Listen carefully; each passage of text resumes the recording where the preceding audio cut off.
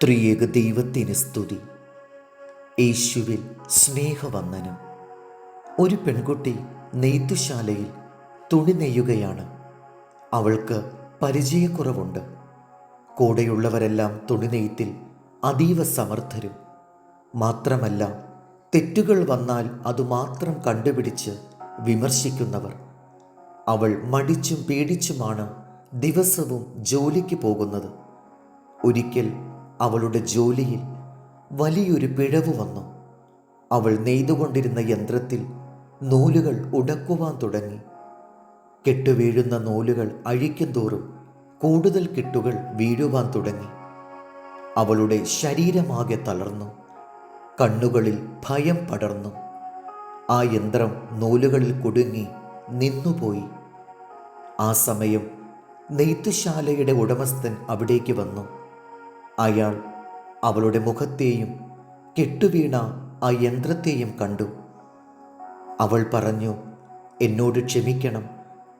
എനിക്ക് ശരിയാക്കുന്നതിനും അപ്പുറം യന്ത്രത്തിനുള്ളിൽ കെട്ടുകൾ വീണു. അഴിക്കുവാൻ ശ്രമിച്ചപ്പോൾ മറ്റൊന്ന് വീണു. അങ്ങനെ യന്ത്രം നിന്നുപോയി. ആ ഉടമസ്ഥൻ ശാന്തതയോടും ക്ഷമയോടും കൂടി അവളോട് പറഞ്ഞു, നീ ആദ്യത്തെ കെട്ട് വീണപ്പോഴേ എന്നെ അറിയിക്കണമായിരുന്നു.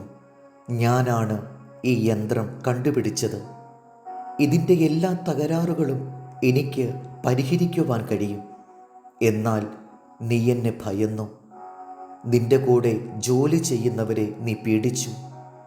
ഇപ്പോൾ നിനക്ക് പരിഹരിക്കുവാൻ കഴിയുന്നതിലും അപ്പുറമായി കാര്യങ്ങൾ.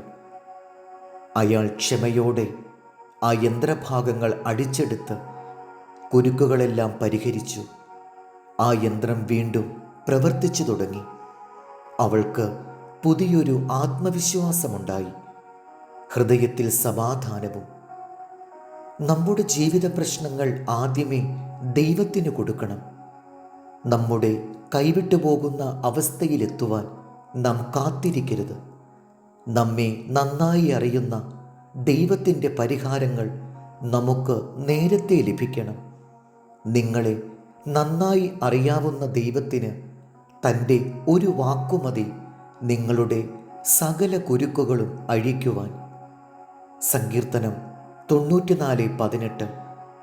എൻ്റെ കാൽ വഴുതുന്നു എന്നു ഞാൻ പറഞ്ഞപ്പോൾ, യഹോവേ, നിന്റെ ദയ എന്നെ താങ്ങി. എൻ്റെ ഉള്ളിലെ വിചാരങ്ങളുടെ ബഹുത്വത്തിൽ നിന്റെ ആശ്വാസങ്ങൾ എൻ്റെ പ്രാണനെ തണുപ്പിക്കുന്നു. ദൈവം നമ്മെ അനുഗ്രഹിക്കട്ടെ. കർത്താവിൽ എളിയ ശുശ്രൂഷകൻ ഈരാളിലച്ചൻ.